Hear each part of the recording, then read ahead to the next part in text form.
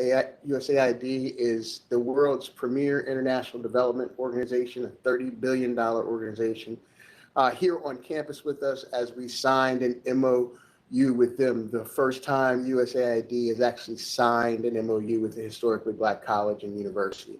So we're excited about those opportunities for any number of reasons. Most notably, there will be many, many opportunities for our students and our faculty to do good business and work around the world. We were also able to host the ambassadors from the European Union, so it was very much an international day on that day. And a lot of credit goes to Mr. Tony Boyle and Ms. Jackie Griffith, as well as my own Vanessa Nesbitt, who did a lot of hard work in making sure that we had a flawless set of events as we have moved forward. I also know there's been a series of student activities that have already taken place throughout the week. I'm very excited about that as well. I'm hoping that everybody has had fun. I just had a great conversation with the Student Government Association, who is continuing to represent our students exceptionally well as well. But now we're at the moment of truth. Several weeks ago, we asked you to do a couple of things if you were coming to homecoming, one of which was upload your vaccination card. And the other which was upload your negative COVID test in order to actually come to homecoming. When we did that, we knew it might be a challenge, but Hornet Nation responded significantly.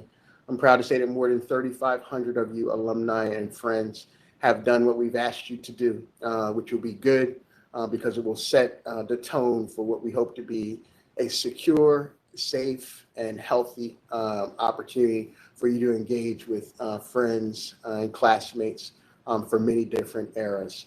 We have a lot of exciting things planned for you, but now we want to do a couple of things. First, review our safety and security protocols. So you'll hear again from our General Counsel and Chief Enterprise Risk Officer, Lucretia Moultrie. You'll hear from one of our outstanding executives and from the public safety, Joy Simmons, and you'll hear from Dean Buxton from a student affairs perspective, and Dr. Vita Pickram, who's chair of all the homecoming activities this year. It is an exciting time and really an opportunity for us to showcase what effectively is the new Delaware State University. I don't expect that the presentations will be long, but we do want to take the opportunity to answer any questions you might have. So after we go through each of those presentations, we'll take the rest of the time to make sure that we get all of your questions answered. With that, I'll turn it over to Lucretia. Thank you, Dr. Allen, and good afternoon, everyone. I'm going to review our health and safety protocols for homecoming. As Dr. Allen mentioned, it's about everyone having a great time, but it's importantly about every single one of us doing our part to maintain a healthy and safe campus so that it can be an enjoyable experience for everyone. So many thanks to everyone who's taken the time to pre-registered to date. As Dr. Allen mentioned, over 3,000 or 3,500 registrants. Pre-registration closes today at close of business for the university. So please be sure, I encourage all of you to either submit your negative PCR COVID test or your vaccination card. If you visit our webpage and visit the site dedicated to homecoming, you can very easily access the link necessary to complete pre-registration. Of course, we know that children under 12 will require tests because they cannot be vaccinated. So feel free to upload their negative PCR tests via the website. Employees who have submitted their documentation of vaccination or received an approved exemption will also automatically receive a clearance email today that can be used to access campus for the purposes of homecoming. What I want to remind everyone of is that you want to be sure to not only have your confirmation email, everyone who's pre-registered, but also have your IDs ready, so that you can quickly go through the process of gaining entry to campus for our homecoming festivities. With regard to our events, reminders for everyone. Masks are required indoors. It does not matter whether or not you're vaccinated, they are required for everyone when you're indoors. With regard to our outdoor events, unvaccinated individuals are required to wear their mask except for when they're eating or drinking, and anyone who is vaccinated is free to remove their masks. So, as I mentioned, I hope everyone joins us for homecoming, and please do your part to help us maintain a safe environment that everyone can enjoy. Thank you. Thank you, Lucretia. We're going to go right to Joy Simmons to talk a little bit about how you actually get on campus and what the expectation is. Joy? Thank you, Dr. Allen. Entry onto campus during homecoming will be via gates 1, 2, and 3. So access to campus will be via gates 1, 2, and 3, which are the College Road entranceways. Gate number 1 will be designated primarily for volunteers, vendors, and those who have prepaid to park in lot number 1, and tailgaters. General admission is also accessible through gate 1 if you have completed the pre-clearance requirements and uploaded your information. Just to reiterate what Lucretia has already stated, that you'll need to make sure that you have your clearance email along with your ID to verify who you are and for quick passage to your next destination after you clear gate number 1. Gate number 2 is accessible to all people. General population can come through that gate as well. We will also be able to expedite the transition from the gate to your parking location via gate number 2, pending you have your clearance email ready and your ID. For those of you who, or for individuals who have not met the required prerequisites for clearance onto campus, as far as making sure that they've uploaded those documents, there will be staging areas where you will be posted so that you can get those things taken care of, and that will cause delays. So we do ask that you get on task and get your credentials uploaded before the expiration which is close of business today.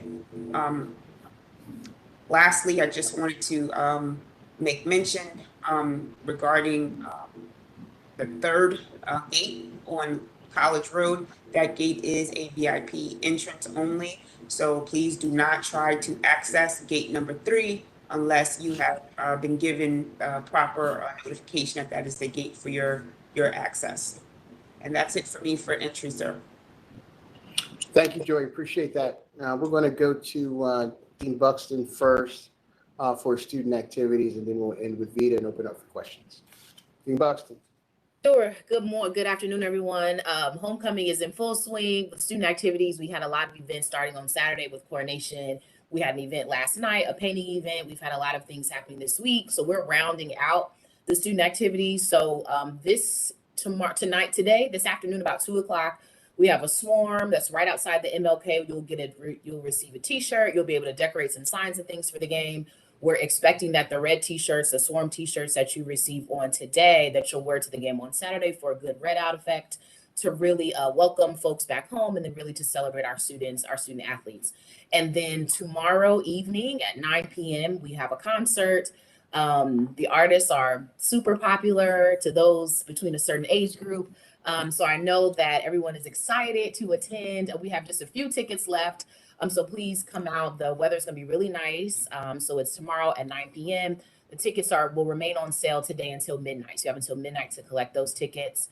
Oh, great. There you go. And Dean so Buxton, it's Jeffrey Osborne and who else? Brandy and Monica. Yeah. Al Jerome, right?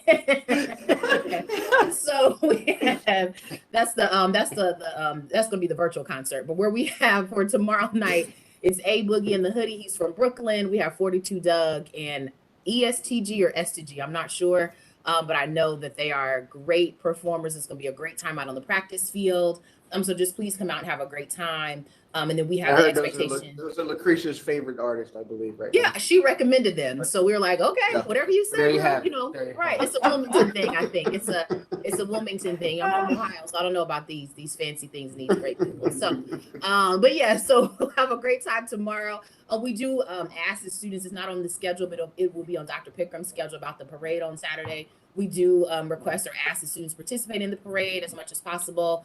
And just really come out and really support all of our registered student organizations, the high schools, and all those different folks that'll be in the parade. And we do have a new route that I know that Dr. Pickram will talk about as well. So that should be very interesting and amazing. Awesome. So again, tickets on sale until midnight tonight. The plot area, although it is not managed by OSLE, we do expect any Greek organizations or folks, if you want to come out to the plot area, please report to the plots between 8 a.m. and 10 a.m. on Saturday morning, and be prepared to leave by 7:30. We may allow you a little bit extra time, so I'm thinking 7:31, 7:32 as a leave out time on Saturday evening. But just be prepared to have a great time. It's going to be a lot of sunshine, a lot of great things happening.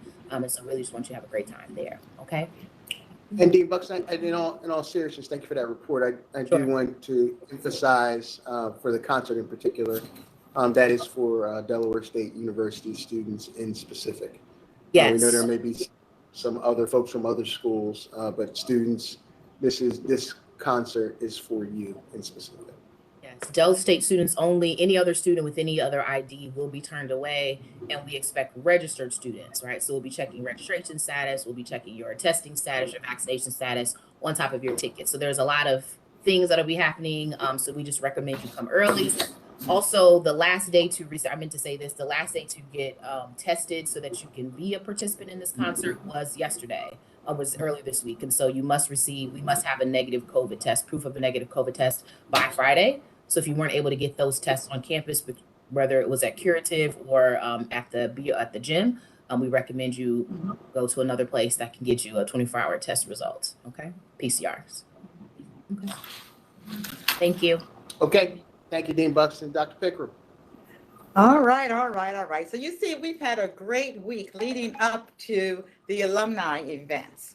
And it's starting tonight, where we're actually going to recognize our donors. These are individuals, major donors that have contributed over $1,000 or more, to the university. And this really helps our students, with scholarships and all, as many of you know. And so we're going to celebrate them tonight. And the MCs are Kathleen Triggs and Darnarian McCants, two of our very own, very, very supportive alumni. But starting tomorrow, on Friday, at 2:00, we have the Points of Juxtaposition, our alumni artist exhibition. Now, the artists will actually be there. So if you're on campus, please join us in the library, in the gallery at 2:00, for the presentation of their art, and some of it will be for sale. Following that, at the stadium from 4 to 6, we have one of our alums is actually riding his bike all the way from Norfolk, here as support of the 130th anniversary celebration. So we're going to celebrate him. Bill Collick, one of our very famous and world-renowned coaches of past, he's helping with that event. And the event is going to help with athletics, different things that they need, for athletics activities. Following that, the DSUAA will open up with a welcome reception. Now, this is to get everyone to come and just check in. You'll have different welcome tents, throughout a campus, but this one is specifically sponsored by the DSUAA. And they want you to stop by. The tent will be right outside the MOK, so you'll be able to see it. And just stop by and get some refreshments and just check in, with your fellow alumni at that time. And Leah Williams and Wesley Ridgway, they're co-hosting that event, as well as the Alumni Executive Committee. Another exciting thing happening tomorrow is the Golden 50-year class of 1971. They're having their reunion in the Bank of America building in room 309. It's by invitation only, but we want to celebrate the fact that 50 years they're celebrating being together, and they met throughout the 50 years, actually, and just keeping their relationships going, over those years. So it's really exciting on what they've achieved. They weren't able to march, class of May, but they will be participating in the Sunday church service and actually marching in then. the rest of the afternoon is filled with different reunions of various classes, and all of those will be either in the MOK or in the tent right outside the Martin Luther King Student Center. So please participate in those. A lot of great things will be distributed there, things that you would like, to have, and you'll enjoy, seeing all of your friends, from past. Later on at, let's see, starting at 10 o'clock. All right, so we're going to stay up to 10 o'clock. The 130th anniversary Back on the Yard celebration. And this is actually managed by Joel Compage and Eddie Epps. And they've been planning this. This is another event in support of the 130th anniversary. So please plan to attend that as well. We still have a few tickets left, but you need to go online to register for that event. The tickets are $30, which is not much, and it actually supports the 130th anniversary and our scholarships for our students. The music there would be with all age groups, right? So from this music that the students like all the way up to music that I even like, all right? So make sure that you attend that, while we still have some tickets. So they're going to do some Lou Rawls, I assume, Dr. Pickering? They're going to do some Lou Rawls. They're going to do, Jasmine, give me an artist. Some, whatever. Yes, fabulous. That's right. So they're going to have all age groups of music out there. So it'll be a great event. But as I mentioned, it is $30. So please make sure that you attend that while we still have some tickets. Go online and register. Saturday morning. All right. Everyone should be in town by Saturday morning. We start out with a welcome home breakfast in Conrad Hall for those alums that want to just have breakfast with each other before we go to the parade. Vans will be there to take those who attend the breakfast to the parade. So in order to catch the van there to go to the parade, you have to attend the breakfast, and the breakfast is only $15. But it's a nice affair. Again, it's a way to get up, and have a nice breakfast, and then join your colleagues as you go to the parade. And then the van will actually bring you back to campus. So it's a great opportunity to see the parade and enjoy your friends at the same time. And then the parade. The route to the parade will be posted on the website, all right? And because it's a different route than we've had in the past. But the great thing about it is that we'll end at the DSU downtown campus for a big celebration and a community fair as well. We have over 60 acts in the parade. So it's going to be a pretty long parade, but so festive, and so many people wanted to be in the parade, just to get out and see each other and just celebrate Delaware State University, celebrate the community, that we live in, and acts are coming from all over to participate in the parade. So if you can, please participate in that. The parade will start at 10 o'clock. And again, the route will be posted on our website. Once we come back to campus after the celebration, at DSU downtown, there's lots of things going on. We have over 60 vendors on campus. We have food trucks. We'll have music playing. Again, at the welcome kits of the Office of Alumni Relations, you can pick up some paraphernalia, make donations there, and just get a full idea of what we're going to do for the rest of the day. You can purchase tickets, for even the President's Scholarship Ball in December. And those tickets will be on sale here as well as any other events for the rest of the day. The DSUAA will have their tailgate going on at the same time, and that'll run from noon to 6 o'clock. So feel free to stop past that. They will have a tent at the front of campus, for you to join in there. But then at 12:30, we're asking if you're on campus and after you come back from the parade to join us at the current president's house, because we're going to unveil the sign announcing that it is now the Alumni House, right? And so this is the promise fulfilled. Over the years, we've been planning to do something like this, and now, we're able to do it. So please come and enjoy in the festivities of seeing the sign unveiled for the new Alumni House. Then we'll all go to the football game, and we want to have a sold out event. So please participate. Oftentimes, we're tailgating and having great fun there as well. But we also want to support, our team as they play the homecoming game. And we're going to win. That's what they told me as I ran into them the other day. They're going to win. And then later on, we'll have the university day party. And that day party, it will start at 5 o'clock. And we have the Irma Guerrilla Orchestra out of Philadelphia, a great fun group. They actually supported us at the 130th anniversary on May 15th. And we asked for them to come back because they were that great. And so please participate in that. Tickets are on sale, for that. We will have limited seating, for that event. Tickets are only $10 because it's not about having a high ticket price, but just to get all of us to come together to support scholarships and also to be able to really enjoy the aftermath of our winning football game. Okay. And then there's various alumni events, going on, that different affinity groups are hosting. And I'm sure many of you know all about that. And I'll leave that up to you, to decide on which ones you choose to attend. On Sunday, we have the homecoming church service. And as part of that church service, we're actually going to close the 130th anniversary time capsule.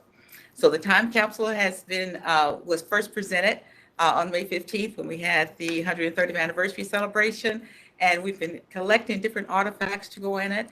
And it will be open in 25 years. All right. So some of us will be around, so that we can come and actually see when it's actually open. But it will be closed at that church service event. The church service event, a lot of work has been going into that. So I hope that you'll be able to attend that as well. It will be from 10 until 12 o'clock. And with that, those are my remarks. So I look forward to seeing all of you at homecoming. And please, stop by the welcome tents. There will be several across campus to get any information that you need to be registered for and to purchase your tickets. Okay. Thank you, Dr. Pickram. Thank you, Dr. Pickram. So as you can see, we have planned a robust set of activities. Know that folks are excited and are looking forward to seeing you all. With that, I'll open it up to questions. Brother McMillan.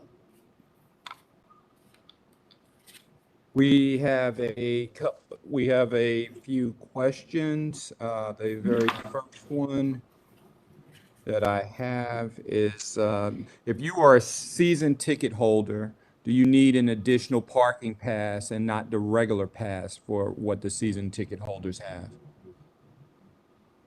No, I believe your season ticket holder pass will suffice. Yes, that's correct. And the only other question is, will students have to upload the vaccination cards again for homecoming if they did it prior to the semester starting? No, you will not. I'm happy to say we know that our population is about 99% vaccinated, save for those with religious and medical exceptions. So students, you will not need to do anything else with respect to uploading your vaccination cards. Those were the only questions we had, Dr. Allen. Okay, before we break here, I'm going to make sure we haven't missed anything. Our Chief Operating Officer is on the line. Cleon, do you have anything additional that we need to cover?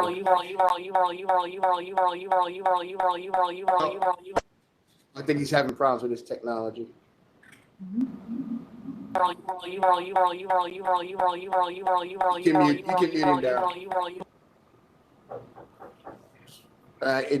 Shake your head if you have any other concerns, Cleon. All right, guys. Looking forward to seeing you. Let's do it big and right, and have a great time. See you real soon. Take care. Okay. Bye-bye.